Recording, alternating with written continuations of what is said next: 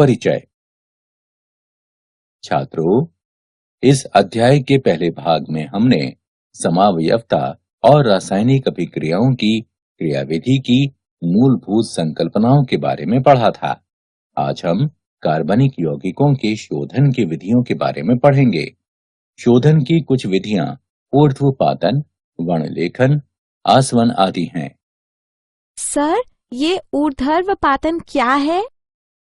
कुछ ठोस पदार्थ गर्म करने पर बिना द्रव अवस्था में परिवर्तित हुए सीधे ही गैसीय अवस्था में परिवर्तित हो जाते हैं। चलो, अब कोई मुझे बताएगा कि ये वर्णलेखन क्या है? सर, वर्णलेखन किसी कार्बनिक मिश्रण में से अशुद्धियों को अलग करने और उसके विश्लेषण की एक विधि है। बहुत अच्छे आर्यन। अब हम शोधन की विधियों का अध्ययन विस्तार से करेंगे। इस अध्याय में आप कार्बनिक यौगिकों के शोधन और उनके मात्रात्मक और गुणात्मक विश्लेषण का अध्ययन करेंगे। उद्देश्य: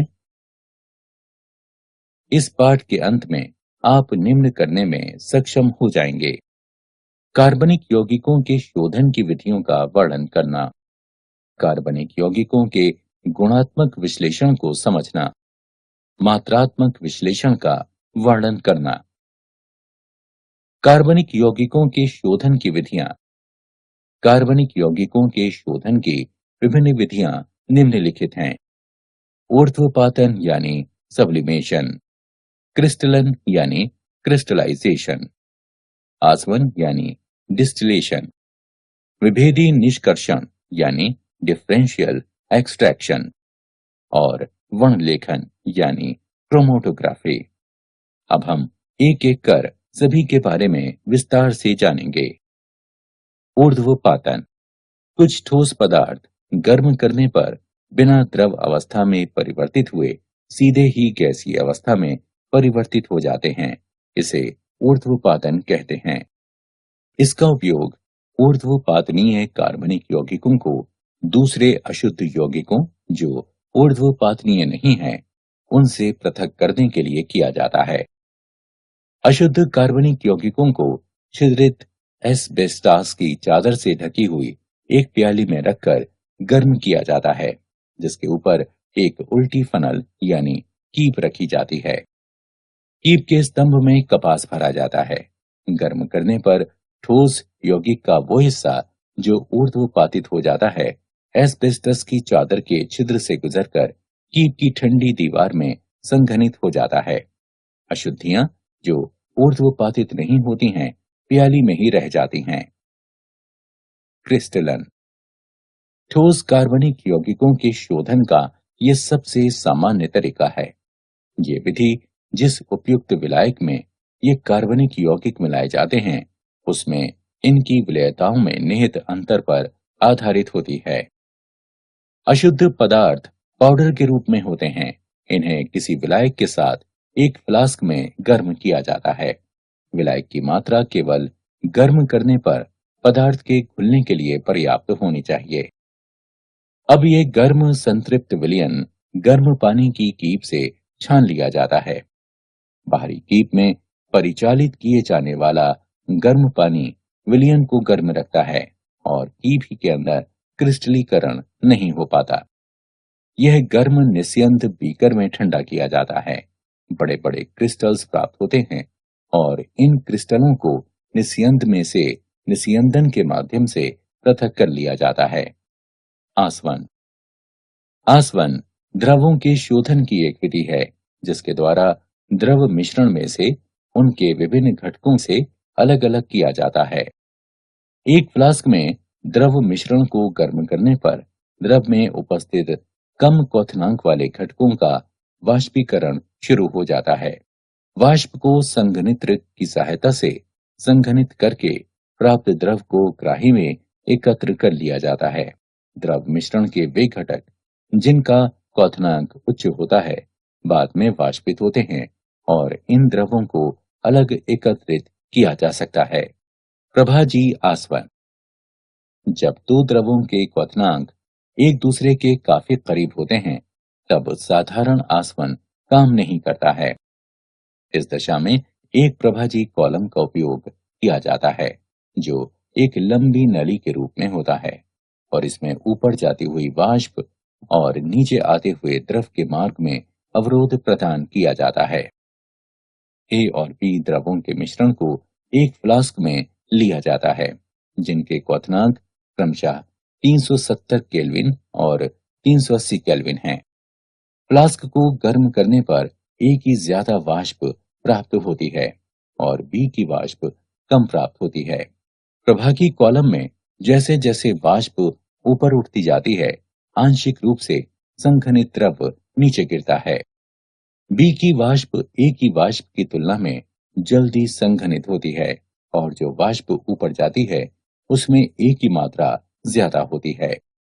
संघनित द्रव नीचे गिरता है और ऊपर उठती वाष्प से टकराकर पुनः ऊष्मा लेकर वाष्पित होता है, जिसमें बी के अणुओं की खपत होती है।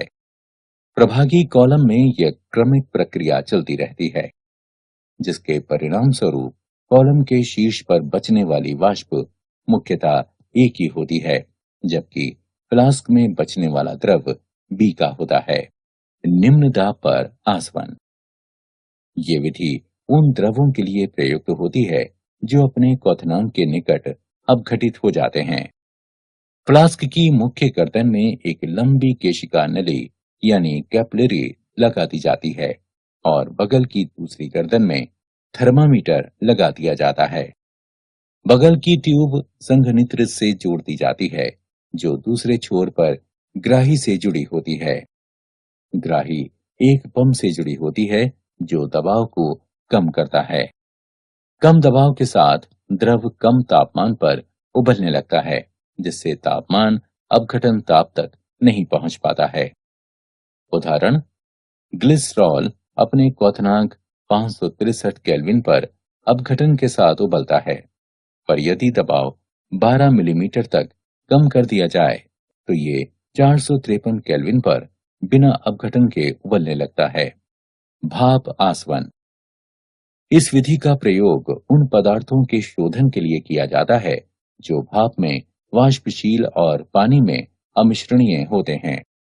यह विधि इस तथ्य पर आधारित है कि कोई द्रव उस तापमान पर उबलना शुरू करता है जब उसका वाष्प दाब वायुमंडलीय दाब के बराबर हो जाता है और दो अमिश्रणीय द्रवों का वाष्प दाब स्वतंत्र द्रवों के वाष्प दाब के योग के बराबर होता है। अशुद्ध यौगिक में लगातार भाप प्रवाहित की जाती है, जो कि आस्वित करने के लिए आवश्यक है। भाप द्रव को गर्म करती है और जल को भी संघनित करती है। कुछ समय बाद जल और द्रव का मिश्रण उबलना शुरू कर देता है, क्योंकि मिश्रण का वाष्प दाब वायुमंडलीय दाब के बराबर हो जाता है। इस क्षण में तापमान पदार्थ के क्वथनांक या जल के क्वथनांक से कम होता है। द्रवों और पानी के इस मिश्रण को संघनित कर ग्राही में एकत्र कर लिया जाता है, जिसे आसानी से अलग अलग किया जा सकता है। विभेदी निष्कर्षण। जब कार्बनिक यौगिक किसी जलीय विलयन में उपस्थित होता है, तब उस कार्बनिक यौगिक को ऐसे विलायक का उपयोग करके निष्कर्षित किया जाता है जिसमें कार्बनिक यौगिक की विलेयता जल की अपेक्षा अधिक होती है और ये विलायक जल में अमिश्रणीय हो। यदि कार्बनिक यौगिक की उस विलयन में घुलनशीलता कम होती है तो यौगिक की सूक्ष्म मात्रा का निष्कर्षण करने के लिए विलायक की बड़ी मात्रा की आवश्यकता होती है। ये विधि सतत निष्कर्षण कहलाती है। वर्णलेखन। वर्णलेखन शोधन की एक ऐसी विधि है जिसे किसी मिश्रण के अवयवों को पृथक करने, कार्बनिक पदार्थों की पहचान करने और उनकी शुद्धता की जांच करने के लिए उपयोग में लाया जाता है। वर्णलेखन का वर्गीकरण। अधिशोषण वर्णलेखन, वितरण वर्णलेखन। अधिशोषण वर्णलेखन। अधिशोषण वर्णलेखन विभेदक अधिशोषण के सिद्धांत पर आधारित है, जिसके अनुसार विभिन्न यौगिक भिन्न अंशों में किसी विशिष्ट अधिशोषक जैसे ठोस सिलिका या एल्यूमिना जेल पर अधिशोषित होते हैं। विभेदी अधिशोषण के सिद्धांत पर आधारित दो प्रकार की वर्णलेखन तकनीकें निम्नलिखित हैं। कॉलम या स्तंभ वर्णलेखन और पतली परत वर्णलेखन। कॉलम वर्णलेखन, इस विधि के अंतर्गत विभिन्न घटकों के मिश्रण को जब स्टार्च या चारकोल जैसे अधिशोषक से भरे हुए कॉलम से होकर गुजारा जाता है, तब विभिन्न घटक आंशिक या पूर्ण रूप से अधिशोषक के द्वारा अधिशोषित हो जाते हैं और तब वे उपयुक्त विलायक, जिसे निक्षालक कहते हैं, उसकी मदद से अलग किए जा सकते हैं। पतली परत वर्णलेखन, इसमें एक अधिशोषक की पतली परत को किसी उपयुक्त आधार पर फैलाया जाता है, जैसे कांच की प्लेट। ये कांच की प्लेट पतली परत वर्णलेखन प्लेट या क्रोमोप्लेट कहलाती है। यौगिकों के मिश्रण का जिससे अवयवों को पृथक करना है, एक छोटा सा बिंदु टीएलसी प्लेट के एक छोर पर लगा दिया जाता है। अब प्लेट को कुछ ऊंचाई तक विलायक से भरे हुए बंद जार में डुबो दिया जाता है। जैसे जैसे विलायक ग्लास की प्लेट में आगे बढ़ता है, मिश्रण के अवयव भी अपने अधिशोषण की तीव्रता के आधार पर प्लेट पर ऊपर की तरफ चढ़ने लगते हैं। गति में भिन्नता के कारण वे पृथक हो जाते हैं। मिश्रण के हर यौगिक के सापेक्ष अधिशोषण को मंदन गुणक आरएफ मान के द्वारा प्रदर्शित किया जाता है। इसे निम्न प्रकार से निकाला जा सकता है। आरएफ बराबर आधार रेखा से यौगिक के बढ़ने की दूरी x बटे आधार रेखा से विलायक की आगे तक की दूरी y। वितरण वर्णलेखन, वितरण वर्णलेखन एक तरह से कागज वर्णलेखन है, जिसमें विशिष्ट प्रकार का कागज, जिसे क्रोमेटोग्राफी कागज कहा जाता है, उपयोग में लाया जाता है। इस कागज के छिद्रों में जल अणु बंध जाते हैं, जो स्थिर प्रावस्था का कार्य करते हैं। क्रोमेटोग्राफी कागज के आधार पर मिश्रण का बिंदु लगाकर जार में लटका दिया जाता है। जार में कुछ ऊंचाई तक उपयुक्त विलायक या विलायकों का मिश्रण भरा होता है, जो गतिशील प्रावस्था का कार्य करता है। विलायक पेपर की पट्टी पर ऊपर की ओर पड़ता है और बिंदु के ऊपर प्रवाहित होता है।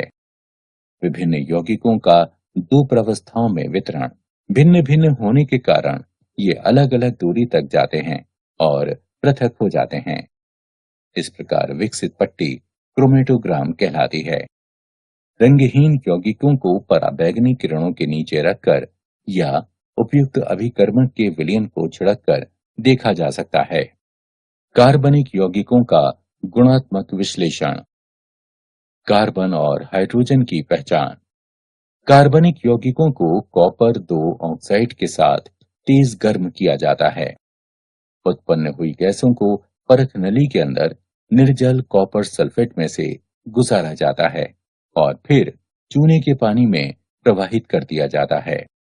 यदि कार्बन उपस्थित होता है तो ये कार्बन डाइऑक्साइड बनाता है, जो चूने के पानी को दूधिया कर देता है। अभिक्रियाएं निम्नलिखित हैं।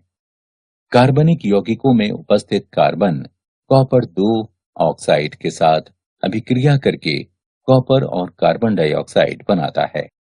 उत्पन्न हुई कार्बन डाइऑक्साइड कैल्शियम हाइड्रोक्साइड से अभिक्रिया करती है, जिससे वो दूधिया हो जाती है, जो उस कार्बनिक यौगिक में कार्बन की उपस्थिति को सूचित करता है।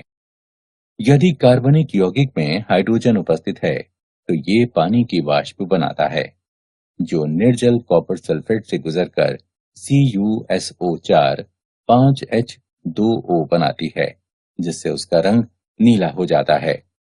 अभिक्रियाएं निम्नलिखित हैं। कार्बनिक यौगिक की हाइड्रोजन कॉपर 2 ऑक्साइड से अभिक्रिया करके कॉपर और पानी बनाती है। उत्पन्न पानी निर्जल कॉपर सल्फेट से क्रिया करके CuSO4 5H2O बनाता है, जिससे उसका रंग नीला हो जाता है। अन्य तत्वों की पहचान। कार्बनिक यौगिकों में उपस्थित नाइट्रोजन, सल्फर, हैलोजन और फास्फोरस जैसे अन्य तत्वों को लैसे परीक्षण के द्वारा पहचाना जा सकता है। कार्बनिक यौगिकों में उपस्थित तत्वों को सोडियम धातु के साथ संगलित करने पर ये तत्व संयोजी रूप से आयनिक रूप में परिवर्तित हो जाते हैं। अभिक्रियाएं निम्नलिखित हैं। जब सोडियम कार्बनिक यौगिकों में उपस्थित विभिन्न तत्वों के साथ क्रिया करता है, तब ये सोडियम संलग्न निष्कर्ष बनाता है। नाइट्रोजन के लिए परीक्षण। सोडियम संलग्न निष्कर्ष को फेरस सल्फेट के साथ मिलाने पर, जो कि सोडियम साइनाइड है, सोडियम पेरोसाइनाइड बनाता है। इस अभिक्रिया के दौरान फेरिक आयन बनता है, जो फेरोसाइनाइड से क्रिया करके फेरीफेरोसाइनाइड बनाता है, जिसका रंग नीला होता है। सल्फर के लिए परीक्षण। यदि कार्बनिक यौगिक में सल्फर उपस्थित है, तो इसे सोडियम संलग्न निष्कर्षण, जो कि सोडियम सल्फाइड है, उसको सोडियम नाइट्रोक्लोराइड के साथ अभिकृत करने पर सल्फर की उपस्थिति के कारण जो बैंगनी रंग आता है, उसके द्वारा उसे पहचाना जा सकता है। हैलोजनों के लिए परीक्षण। सोडियम संलग्न निष्कर्षण के एक भाग को NaX नाइट्रिक अम्ल के द्वारा अम्लीकृत करके उसमें सिल्वर नाइट्रेट मिलाया जाता है। यदि सफेद अवक्षेप बनता है, जो कि अमोनियम हाइड्रोक्साइड में विलयित हो जाता है, तब ये क्लोरीन की उपस्थिति को दर्शाता है। यदि पीला अवक्षेप बनाता है, जो कि अमोनियम हाइड्रोक्साइड में अल्प विलय है, तब ये ब्रोमीन की उपस्थिति को दर्शाता है।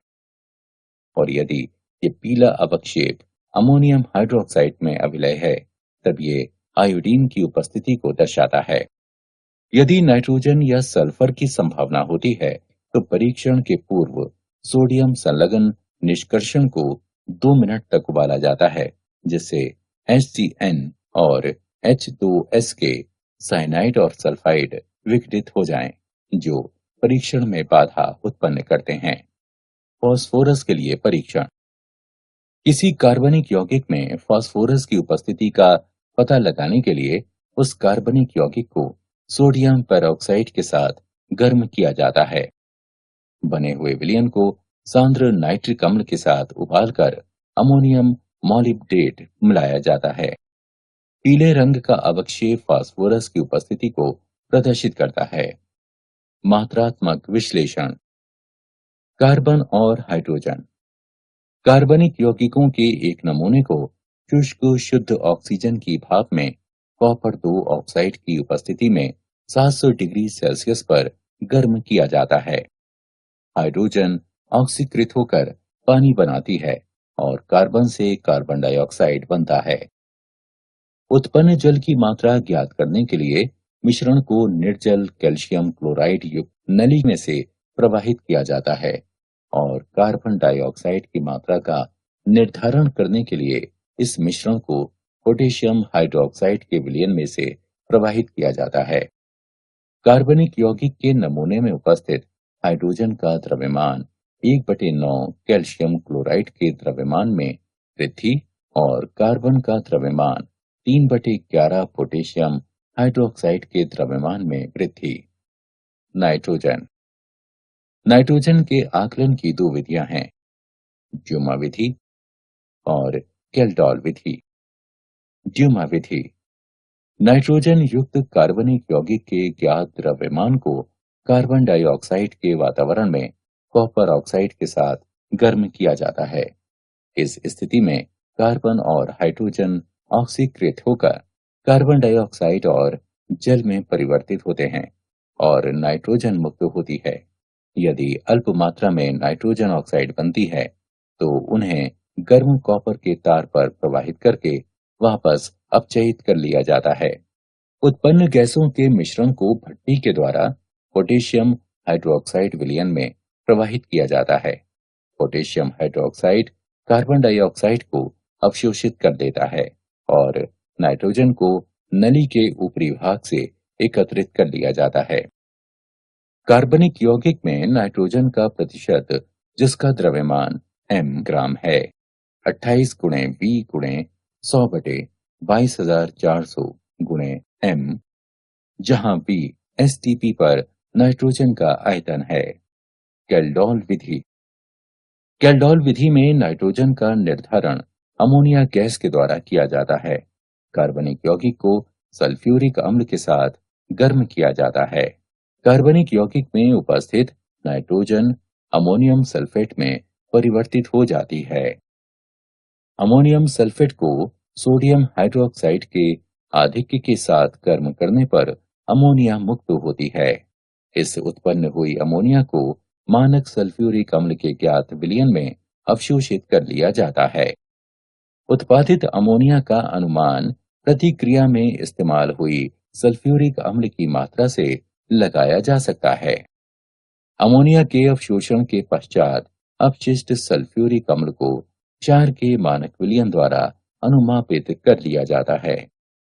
अम्ल की आरंभिक मात्रा और अभिक्रिया के बाद शेष मात्रा के अंतर से अमोनिया के साथ अभिकृत अम्ल की मात्रा ज्ञात होती है। नाइट्रोजन का प्रतिशत 1.4 गुणे m गुणे 2 V और V1/2 का अंतर बटे कार्बनिक यौगिक का द्रव्यमान। यहाँ V बराबर H2SO4 का आयतन मिलीलीटर में, V1 बराबर NaOH का आयतन मिलीलीटर में, m बराबर H2SO4 की मोलारता। हैलोजन कैरियस विधि। कार्बनिक यौगिक की निश्चित मात्रा को कांच की एक नली में सधूम नाइट्रिक अम्ल के साथ सिल्वर नाइट्रेट की उपस्थिति में भट्टी में गर्म किया जाता है। इसे कैरियस विधि कहते हैं। बने हुए सिल्वर हैलाइड को अलग करके धोकर सुखाकर तौल लिया जाता है। हैलोजन का प्रतिशत X का परमाणविक द्रव्यमान गुणा M1 गुणा 100/Agx का आणविक द्रव्यमान गुणा m। यहाँ m1 Agx का आणविक द्रव्यमान और m कार्बनिक यौगिक का द्रव्यमान है। सल्फर। कार्बनिक यौगिक की ज्ञात मात्रा को एक नली में सधूम नाइट्रिक अम्ल के साथ गर्म किया जाता है। सल्फर सल्फ्यूरिक अम्ल में परिवर्तित हो जाता है। प्राप्त सल्फ्यूरिक अम्ल को बेरियम क्लोराइड मिलाकर बेरियम सल्फेट के रूप में अवक्षेपित कर लिया जाता है। अवक्षेप को छानकर धोकर सुखाकर तौल लिया जाता है। सल्फर का प्रतिशत 32 गुणा M1 गुणा 100/233 गुणा m। यहाँ M1 बने हुए बेरियम सल्फेट का द्रव्यमान है और m कार्बनिक यौगिक का द्रव्यमान है। फास्फोरस। फास्फोरस युक्त कार्बनिक यौगिक की ज्ञात मात्रा को सधूम नाइट्रिक अम्ल के साथ गर्म करने पर उसमें उपस्थित फास्फोरस फास्फोरिक अम्ल में ऑक्सीकृत हो जाता है। इसे अमोनिया और अमोनियम मॉलिब्डेट मिलाकर अमोनियम फॉस्फेटो मॉलिब्डेट के रूप में अवक्षेपित किया जाता है। फास्फोरस का प्रतिशत 31 गुणा M1 गुणा 100/1877 गुणा m। यहाँ M1 अमोनियम फॉस्फेटो मॉलिब्डेट का द्रव्यमान है और m कार्बनिक यौगिक का द्रव्यमान है। ऑक्सीजन। किसी कार्बनिक यौगिकों में ऑक्सीजन का प्रतिशत भिन्नता की विधि से ज्ञात किया जा सकता है। कार्बनिक यौगिक में ऑक्सीजन की प्रतिशतता की गणना उसमें उपस्थित अन्य तत्वों की प्रतिशतताओं के योग को 100 में से घटाकर निकाली जाती है। कार्बनिक यौगिकों की एक निश्चित मात्रा को नाइट्रोजन गैस के प्रवाह में गर्म किया जाता है। उत्पन्न हुई गैसों के मिश्रण को रक्त तप्तकोप पर प्रवाहित करने पर ऑक्सीजन गैस कार्बन मोनोऑक्साइड में परिवर्तित हो जाती है। अब इस गैसीय मिश्रण को आयोडीन पेंटॉक्साइड मिलाने पर carbon monoxide gas carbon dioxide में ऑक्सीकृत हो जाती है। अभिक्रियाओं के अनुसार ऑक्सीजन का प्रतिशत निम्न प्रकार से प्राप्त किया जा सकता है। 16 गुणा कार्बन डाइऑक्साइड का द्रव्यमान बटे 44 गुणा कार्बनिक यौगिक गुणा 100। क्या आप जानते हैं कार्बन सभी सजीवों में पाया जाता है। कार्बन एक धातु है ये अपने आप के साथ और कई अन्य रासायनिक तत्वों के साथ आपंत बना सकता है और लगभग 10 लाख यौगिकों का गठन कर सकता है। सारांश। आइए हमने जो कुछ सीखा है उसे संक्षेप में दोहराएं। ऊर्ध्वपातन, क्रिस्टलीकरण, आसवन, विभेदी निष्कर्षण और वर्णलेखन कार्बन यौगिकों के शोधन की विधियां हैं। कार्बनिक यौगिक को कॉपर 2 ऑक्साइड के साथ तेज गर्म करके उसमें कार्बन और हाइड्रोजन की उपस्थिति का पता लगाया जा सकता है। नाइट्रोजन, सल्फर और हैलोजन को सोडियम संगलन निष्कर्ष के द्वारा पहचाना जा सकता है। कार्बनिक यौगिक के नमूने में उपस्थित हाइड्रोजन का द्रव्यमान 1/9 कैल्शियम क्लोराइड के द्रव्यमान में वृद्धि और कार्बन का द्रव्यमान 3/11 पोटेशियम हाइड्रोक्साइड के द्रव्यमान में वृद्धि। कार्बनिक यौगिक में नाइट्रोजन का प्रतिशत, जिसका द्रव्यमान m ग्राम है, निम्न है। इसमें V STP पर नाइट्रोजन का आयतन है। किसी कार्बनिक यौगिक में हैलोजन का प्रतिशत X का परमाणविक द्रव्यमान गुणा M1 गुणा 100/AgX का आणविक द्रव्यमान गुणा M है, जहां M 1 AgX का द्रव्यमान और M कार्बनिक यौगिक का द्रव्यमान है। किसी कार्बनिक यौगिक में सल्फर का प्रतिशत 32 गुणा M1 गुणा 100/233 गुणा M है। यहाँ M1 बने हुए बेरियम सल्फेट का द्रव्यमान है और M कार्बनिक यौगिक का द्रव्यमान। किसी कार्बनिक यौगिक में फास्फोरस का प्रतिशत 31 गुणा M1 गुणा 100/1877 गुणा M है, जहां M1 अमोनियम फॉस्फेटोमोलिब्डेट का द्रव्यमान है और M कार्बनिक यौगिक का द्रव्यमान है। किसी कार्बनिक यौगिक में ऑक्सीजन का प्रतिशत निम्न प्रकार से प्राप्त किया जा सकता है: 16 गुणा कार्बन डाइऑक्साइड का द्रव्यमान बटे 44 गुणा कार्बनिक यौगिक गुणा 100।